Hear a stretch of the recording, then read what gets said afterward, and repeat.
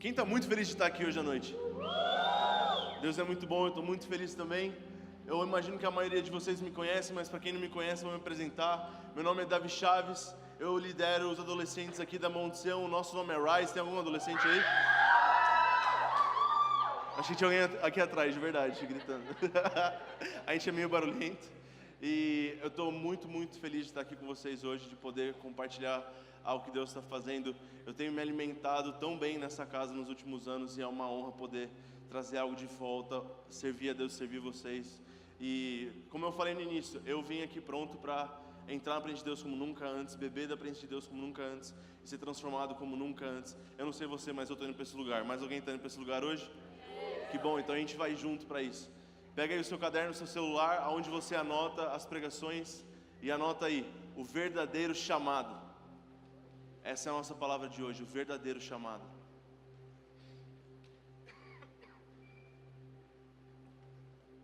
Verdadeiro chamado. Chamado é algo que a gente sempre conversa bastante aqui dentro da nossa igreja. Eu me lembro muito bem quando eu comecei a trabalhar no escritório do Dunamis em 2012 e eu não fazia ideia de quase nada do reino de Deus. E eu lembro que todo mundo conversava sobre chamado. Meu chamado é esse, meu chamado é aquele. E eu falava, Deus, não deixa ninguém me perguntar meu chamado, porque eu não sei qual que é. E quando alguém me perguntava, eu falava, meu chamado é com arte, com entretenimento, com negócio. Eu ficava atirando, sabe, para ver se eu acertava algum. E não era nenhum desses. E com o tempo, eu não fui só entendendo o meu chamado, mas também entendendo o que é chamado. E eu já quero esclarecer uma coisa aqui e te deixar tranquilo logo de início. Se você não tem ideia 100% do seu chamado, tá tudo bem. Você pode ter 10 anos de idade, você pode ter 80 anos de idade aqui hoje. Se você não consegue entender todo o seu chamado, significa que tá tudo bem, que você começou a entender de fato como é que Deus funciona. Pensa bem, a mente mais incrível e criativa e infinita de todas tem um plano maravilhoso para você. É impossível que essa nossa cabecinha entenda tudo de uma vez. Vocês concordam com isso? Então, tá tudo bem se você não entendeu tudo ainda. Mas a gente precisa começar de um lugar onde a gente entende o que é chamado e como é que a gente anda debaixo disso de verdade. E teve uma vez que eu estava em casa, estava lavando louça. Eu não sei vocês, mas quando eu lavo louça, tomo banho e arrumo meu quarto, Deus fala comigo. Mais alguém?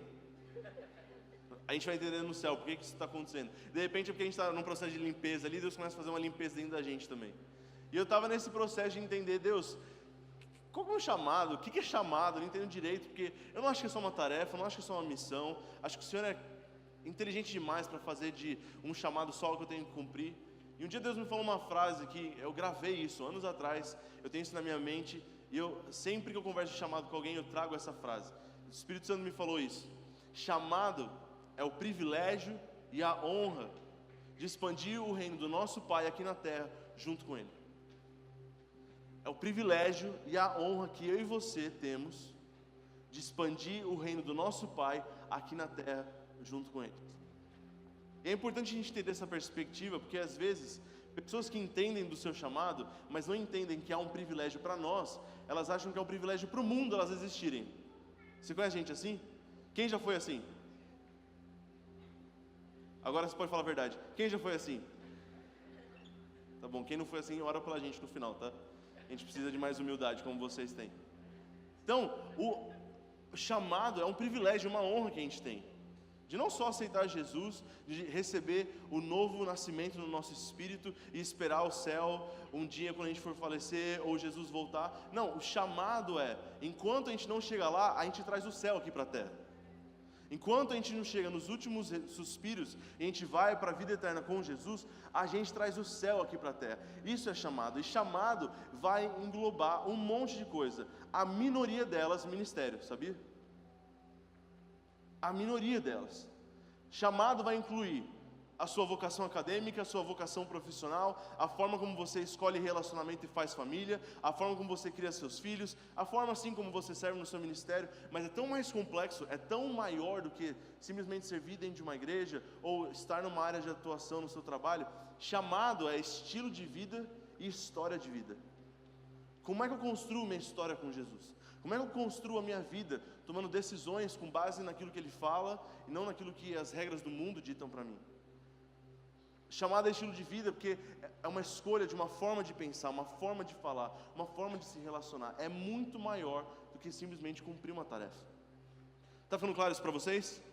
Vocês estão bem, gente? Tá tudo bem aí? Que bom que vocês estão bem. Uma outra coisa importante sobre chamado: não existe chamado mais importante que o outro. É que nem aquela coisa, não sei se já falaram isso para você ou você falou sobre alguém. Nossa, essa pessoa tem muito potencial. Todo mundo tem potencial. Uma pedra tem potencial. Se eu pegar e jogar ela num vidro, ela vai quebrar alguma coisa. Ela vai voar para algum lugar. Tudo tem potencial. E o risco de você não entender isso é que talvez vai ser um potencial para o resto da sua vida. Que você fala, eu tenho potencial, eu tenho potencial. Que bom, todos temos. Mesma coisa chamado. O chamado daquele evangelista. Mas por que seria maior que o seu?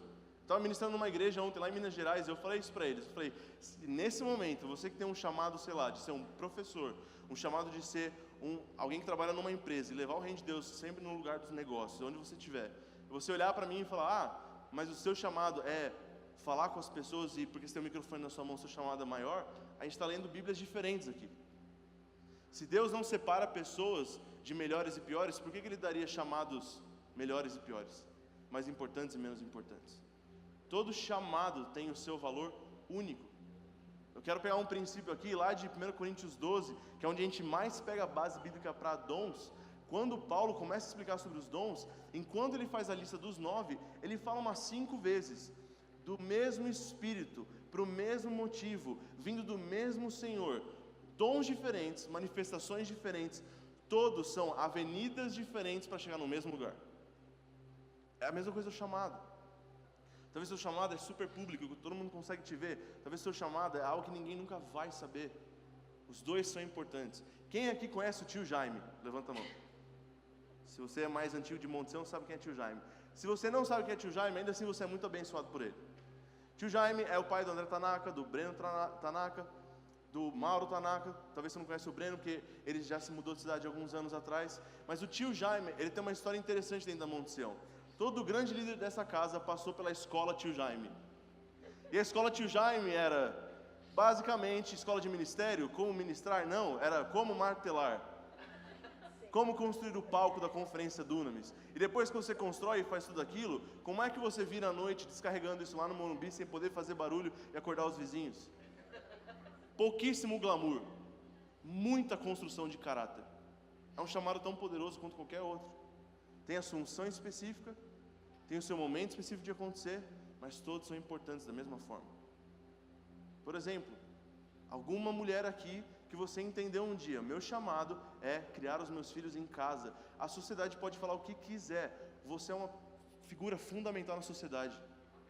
Porque se você ajuda a criar, junto com seu marido, filhos cheios do Espírito Santo, inteligentes, com senso de cidadania, que querem construir o reino de Deus, o que é que vai acontecer daqui a 50 anos através dessa semente? É incalculável, mas eu te garanto, traz o reino de Deus com poder. Seja lá qual for o seu chamado, ele é importante, ele é vindo de Deus e existe uma unção para isso acontecer. Amém? Estou ajudando alguém aqui? Ok, então primeiro ponto do chamado. Seu chamado não te define. Anota aí, seu chamado não te define.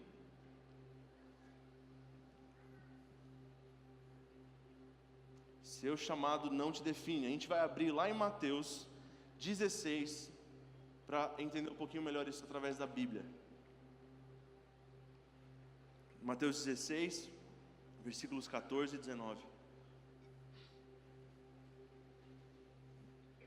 Para te dar um contexto do que está acontecendo aqui em Mateus 16, Jesus já começou seu ministério, Jesus já está ficando famoso, e as pessoas começam a perguntar, quem é esse Jesus? Quem é esse homem? Por que ele tem tanto poder? Por que ele faz o que ele faz? E Jesus lança 2 perguntas super importantes para os seus discípulos.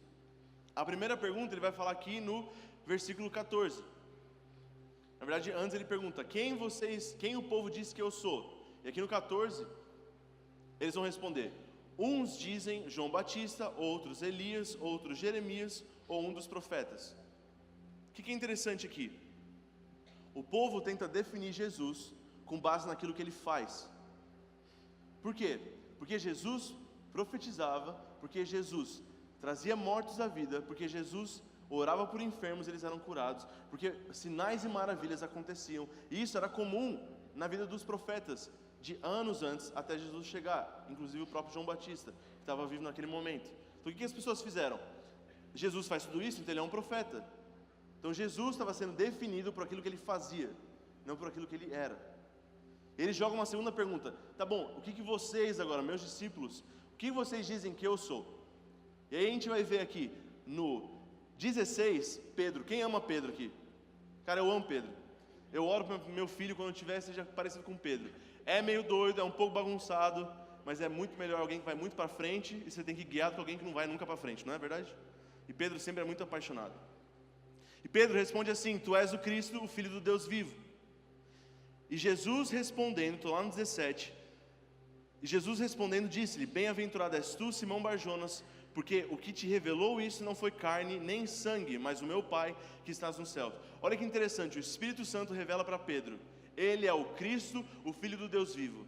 O Espírito Santo não falou: ele é o Cristo, o libertador, ele é o Cristo todo-poderoso, ele é o Cristo salvador. Não tinha nada de fazer nessa definição, tinha uma definição de ser. Ele é o Cristo, Filho do Deus vivo. E nessa frase a gente consegue entender a identidade de Jesus e de quem ele é filho. Alguns momentos antes ele é batizado, o Espírito Santo vem sobre ele e todos ouvem uma voz que diz: esse é o meu filho amado em quem eu tenho prazer. De novo, Deus não fala o que ele vai fazer, não fala o poder que ele tem, mas ao mesmo tempo ele fala: esse é o meu filho e eu tenho prazer nele. Identidade. Ninguém falou nada sobre fazer alguma coisa. E é interessante que a sequência desse texto, primeiro Jesus fala: bem-aventurado és tu, Simão Barjonas, porque você teve uma revelação do Espírito. Mas logo depois, no versículo 18, tem uma parte chave que fala assim: pois também eu te digo que tu és Pedro. Identidade. Jesus, antes de dar o chamado de Pedro, ele dá a identidade de Pedro. Qual que é o significado do nome Pedro? Rocha, alguém firme, alguém resoluto, alguém que sabe para onde está indo, alguém firmado em princípios e valores. Antes de Jesus trazer toda a revelação da unção e chamado dele, um dia, ele falou: deixa eu falar primeiro quem você é, depois eu te dou na sua mente aquilo que você vai fazer um dia. E Jesus faz isso: pois eu te digo que tu és Pedro. Aí vem a unção e o chamado dele: e sobre essa pedra edificarei a minha igreja, e as portas do inferno não prevalecerão contra ela. E eu te darei as chaves do reino dos céus, e tudo o que ligares na terra será ligado nos céus, e tudo o que desligares na terra será desligado nos céus. É interessante que nessa conversa a gente entende, e Jesus começa a deixar claro um conceito: você tem uma identidade antes de ter um chamado. É só a gente olhar lá no Éden, para ver a criação. Deus criou um planeta, um ecossistema, que ele consegue se renovar sozinho. Para perceber, aonde tem problema na terra, a gente está lá. Já viu isso? É só a gente ver o Rio Pinheiros logo aqui embaixo, o Rio Tietê um pouco lá mais para frente. Era lindo, perfeito, o que aconteceu? A gente chegou.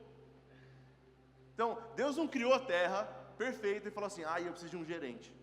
Você vai ver lá em Gênesis 2, se não me engano no capítulo 8, dizendo que Deus colocou Adão para cultivar e cuidar do jardim. Mas isso era parte daquilo que estava acontecendo. Ele não foi criado para isso. Era parte do processo. Então Deus não olhou e falou assim: eu preciso de um gerente, que eu não tenho tempo para lidar com essas coisas. Não, Deus criou um sistema perfeito. Por que ele cria Adão? Por causa de relacionamento. Faz parte do processo do relacionar-se com Deus, servir a Deus. Se você se acha um servo antes de ser um filho, você tem metade da revelação de quem Deus é e de quem você é. Então Deus cria Adão para relacionamento. E logo depois ele cria Eva. Mulheres, Deus criou a mulher para ficar limpando as coisas em volta de Adão? Não? Vocês querem falar um pouco mais, mulheres? Vamos lá, se expressem. Não? Tem certeza? Fala aí, seu marido está do teu lado. Não! Deus não te fez para você ser a catadora em volta do seu marido e de nenhum homem. Deus também não te fez primeiro uma auxiliadora, Ele te fez primeiro uma companhia. Ele te fez primeiro para um relacionamento. Tanto que o texto fala, ela foi criada como uma auxiliadora, alguém que pudesse corresponder. O que é corresponder? Coração, emoção, expectativas emocionais, família. Parte do processo é auxiliar o homem. E se a gente não entende isso, a gente não entende. E é por isso que a gente cai tantas vezes na mentalidade feminista, a gente não sabe se defender. Porque a gente não consegue entender. Homens e mulheres foram criados para juntos construírem algo incrível. Juntos. Homem e mulher. Está no sentido disso, gente? Então, um não é menor que o outro. Por quê? Porque eles foram criados, não um para servir o outro primeiro, mas um para amar e corresponder ao outro. Faz parte do processo existir um serviço. Por que eu estou estressando muito esse fato aqui? Porque às vezes a gente fala, eu nasci para trazer justiça para o Brasil. Não. Eu nasci para trazer justiça para tal área. Eu nasci para isso, eu nasci para aquilo. Você pega o seu chamado e você condiciona a sua existência a um problema. Já parou para pensar nisso? Eu nasci para solucionar algo. Então eu sou uma Neusaldina do mundo? Eu nasci para resolver algo. Então eu sou uma peça de um tabuleiro que Deus mexe? Eu nasci para resolver tal coisa. Então eu sou só uma ferramenta no meio de um mecanismo? Não. Deus me fez primeiro para a gente se amar, como pai e filho, como pai e filha. No meio do processo eu sirvo Ele. Os negócios do meu pai são os meus negócios, mas primeiro porque eu sou filho. Quando a gente pensa nisso, você não nasceu primeiro para adorar, você nasceu primeiro para se relacionar. Faz parte do relacionamento a adoração vir. Porque dá para adorar sem você se relacionar? Dá. Só que você tem uma revelação completamente contrária do que realmente é a adoração. Porque a adoração é uma entrega é uma resposta a algo que você está construindo junto com Deus. E você derrama aquilo diante dele. Então você não nasceu para uma missão. A sua missão é amar Deus. Faz parte do processo poder servir Ele. Vou te dar um exemplo pessoal meu. Em 2012 eu entrei na igreja Monte Sião. Eu sempre amei servir. Eu vim de uma igreja muito boa, que sempre teve muita questão de serviço. Eu sempre gostei de servir, desde pequenininho eu servia. E quando eu vim para Monte Sião, ninguém me deixava servir em nada. Eu tentava carregar a cadeira, não deixava. Tentava servir em qualquer coisa, não deixava. Eu não queria falar no microfone. Eu queria fazer qualquer coisa, ninguém me deixava.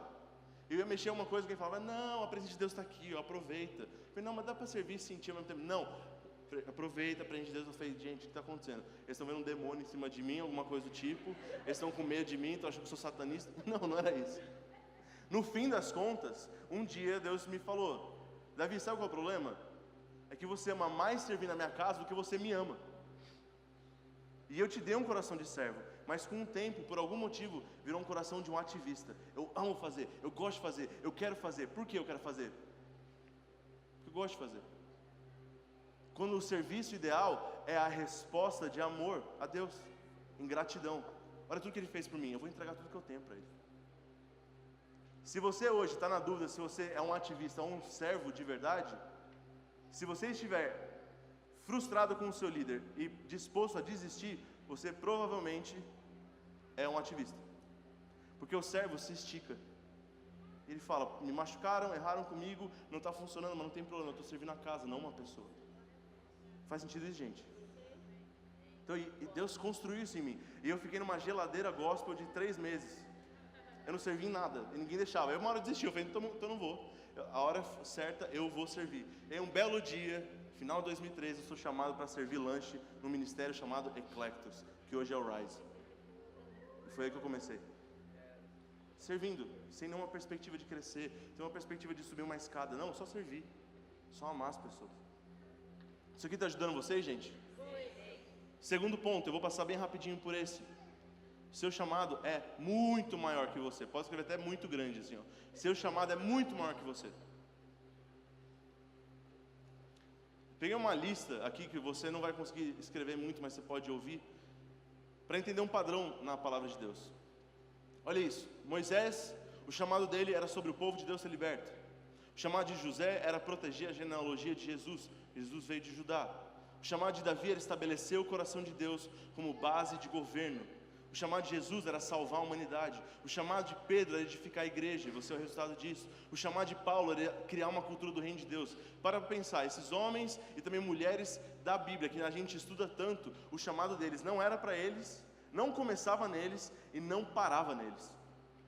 Era sempre sobre alguém, era sempre sobre o próximo, era sempre sobre criar uma estrutura para outras pessoas. A Monte Sião começou assim em 77 e vai ser assim até o dia que Jesus voltar. A gente nunca vai olhar para uma geração e falar assim, essa aqui é a geração do momento. Não. Uma geração vai estar sempre impulsionando a outra. Uma geração vai estar sempre valorizando a outra. Uma geração vai estar sempre querendo construir algo para a próxima. Porque a gente entende, chamado não para em nós. A partir do momento que o seu chamado para em você, você vai ter resultados mensuráveis quando você foi chamado para dar frutos eternos. E resultados são bons? São ótimos. Mas é só a gente pensar pessoas que fizeram grandes coisas no reino de Deus há anos atrás, que tocam a história da nossa igreja. Essas pessoas não estão vivas. Essas pessoas não estão aqui. Mas você é o cumprimento do chamado delas. Hoje, o cumprimento do seu chamado, de repente, são seus netos, seus bisnetos, gente que você nem vai conhecer. Se a gente só quer ver ser cumprido o nosso chamado, provavelmente a gente só tem um desejo. Porque o chamado pega o nosso coração de uma forma que a gente fala: eu estou disposto a construir algo que eu não vou ver o resultado, mas que eu sei que alguém vai usufruir. Faz sentido isso, gente? Quer um exemplo disso? 2017 inteiro, Deus me perguntava: Davi, se eu te levar para outro lugar, te tirar aqui do Dunamis da Monte em São Paulo, você vai me amar ainda?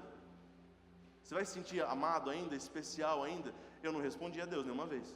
Eu falei: se eu responder, vai mandar para a Índia, vai mandar para qualquer lugar. Não vou responder, isso aqui é pegadinha, eu sei. Não respondia. E ao mesmo tempo, sem perceber, eu recebia palavras proféticas idênticas de pessoas diferentes. Você está construindo um ministério bem sucedido, porque na sua cabeça, sem você perceber, você já está fazendo a estrutura para outra pessoa liderar. E aí, no início do ano, quando a gente entendeu o chamado de Deus para Recife, para abrir a igreja aconteceu lá em Recife, através do pastor André Tanaka, e a gente entendeu como família que nós deveríamos ir para lá, na hora tudo se encaixou. E eu entrei no meu lugar secreto com Deus e falei: Deus, mas e as palavras proféticas para o Rise? E as conferências que o Senhor falou que vai acontecer? E os cultos explodindo de gente que o Senhor falou que vai ter? E a influência na sociedade através dos adolescentes que o Senhor falou que vai ter? E os colégios? Deus falou: vai acontecer tudo, só que você não vai estar liderando. E naquela hora meu coração foi pesado numa balança. Eu estou feliz em não viver de repente o desabrochar daquilo que eu plantei? Na hora em que eu entendi de verdade no meu coração: sim, eu estou feliz com isso, eu estou bem com isso. Aí a gente sentiu uma liberação para Recife. Porque eu não poderia ir lá construir uma coisa num outro lugar, numa cidade que não é minha, se eu não posso abandonar a minha cidade, se eu não posso abandonar aquilo que eu construí para uma outra pessoa assumir. Quando a gente entende chamada, a gente quer fazer para os outros o tempo inteiro. E o nosso sonho é sempre que o próximo viva aonde a gente jamais nem sonhou imaginar viver. Vocês estão bem, gente? Vocês estão assim, ó. Tá tudo bem? E a gente vai chegando no final aqui. O último ponto: seu chamado é conhecer a Deus para sempre. Seu chamado é conhecer a Deus para sempre. Num retiro do Vox há bastante tempo atrás, uns 5 anos atrás, a gente tinha uma cruz de madeira pendurada num lugar, e a gente no primeiro dia chegou e escreveu uma plaquinha com umas mensagens. Não sei se alguém que é do Vox estava nesse retiro, faz muito tempo. E eu senti de escrever uma mensagem lá que Deus me falou, coloquei na plaquinha, beleza. Teve um culto muito poderoso. As meninas pareciam um coringa, assim, sabe? Quando chora muito, aquela olheira, assim, tudo borrado. Eu não tinha mais nenhum, acho que líquido no meu corpo, tanto que eu tinha chorado já, desesperado na presença de Deus. E eu falei: mano, Deus, tem mais alguma coisa? O senhor quer falar mais alguma coisa? E Deus me falou: olha para a cruz. Quando eu olhei para a cruz, de uma forma sobrenatural, eu uso lente, tá? Eu sou muito cego, eu tenho tipo 4,5 de miopia. Agora eu estou de lente, por isso eu estou te vendo e não caí do palco. Mas na época eu não estava de lente. Eu olhei para a cruz, eu só conseguia ver a minha placa. Muito sobrenatural isso. E mais sobrenatural ainda, eu conseguia ler. E aí estava escrito assim, o que eu escrevi: é tudo sobre uma história de amor. E naquele mês, Deus estava me falando muito: Davi, minha história com você não é construir ministério, é construir uma história de amor. É um romance de uma noiva com um noivo. É uma história linda de um pai com um filho. Constrói, pode construir, mas constrói mais nós dois. E na hora que eu vi aquilo, eu tinha uma convicção no meu coração: meu chamado vai ser Ele, minha promessa vai ser Ele, meu maior objetivo vai ser Ele. Ai de nós, Igreja Monte Sião e igreja no mundo inteiro, ai de nós se a gente cumprir o nosso chamado, a gente não fizer a ideia de quem Jesus é. Na hora que a gente for entregar na mão dele, a gente não vai reconhecer aquela mão. Tem gente por aí querendo fazer muita história para Jesus. Se você não faz história com Jesus, você não vai fazer história para Jesus. Você vai oferecer algo que você não conhece. Mas quando você faz história com Jesus, e história com Jesus não se faz em palco, se faz em quarto, não se faz lá fora onde todo mundo vê, se faz nas pequenas obediências silenciosas, sem mérito, sem troféu, sem nada batendo nas nossas costas, falando assim, parabéns. Quando a gente constrói essa história, a partir do momento que o mundo quiser sacar a glória de Deus de nós, vai sair. Na hora que for preciso e necessário, unção vai fluir de você, poder vai fluir de você, as palavras certas, as coisas certas acontecendo do reino de Deus, porque você construiu uma história com ele. E naquele retiro do Vox, eu vou terminar com isso daqui, naquele retiro do Vox, eu comecei a fazer uma oração e imaginar uma coisa na minha cabeça. Eu faço isso até hoje, vou fazer isso até o fim da minha vida. Eu gosto de imaginar como vai ser o momento em que eu chegar no céu, eu for encontrar com Jesus. E minha oração sempre é que eu te encontre tanto, que eu te ame tanto, que eu te conheça tanto, que a gente tenha tanto relacionamento, que quando eu chegar lá no céu, e eu sempre imagino meio que tudo esfumaçado, eu só vejo a silhueta dele. E que enquanto outros do meu lado podem estar, será que é um anjo? Será que é um ser vivente? O que é aquilo? Eu quero ser um que vai olhar e falar assim, eu sei a altura dele. Esses ombros assim, eu já vi isso no meu quarto. E quando eu ver ele abraçando outros que chegaram antes que eu vou falar, eu conheço esse abraço. E o perfume dele encheu o lugar onde eu estiver, eu vou falar, eu já senti esse cheiro. E o sorriso dele, eu vou falar, eu já ouvi isso no meu quarto quando eu estava lá, naquele dia tão escuro. E quando eu finalmente chegar lá, e eu quero sim que ele fale, servo bom e fiel, eu quero que ele enxugue minhas lágrimas, mas eu não quero a recompensa disso, porque a recompensa é ele. A recompensa, tudo que você fizer aqui nessa terra, glória a Deus, bonitinho que você fez, que bom que você fez, faça, entregue sua vida para isso. Mas quando estamos na frente dele, nada mais importa, nem aquilo que você fez para ele. O que mais importa é ele, e a gente está lá. Eu senti de trazer essa palavra hoje, porque eu sei que é o seu coração da nossa igreja. Deus tem sim um chamado para Monte Sião de influência. Deus tem sim um chamado para Monte Sião de tocar as 7 esferas. Deus tem sim um chamado de trazer para o país inteiro, para a América Latina inteira, uma influência vindo dessa casa. Mas isso só vai funcionar enquanto nós tivermos Jesus como tudo. Enquanto o nosso coração ainda for o de hoje, em que a gente fala, Jesus apareceu, larga tudo, deixa tudo de lado. A estratégia foi feita, que bom, joga ela inteira. O que mais importa é ele. Eu não sei qual é o seu chamado, se você já entendeu boa parte dele, se você não entendeu. Se você não entendeu nada, deixa eu te falar, seu chamado é Jesus. Seu chamado é ele.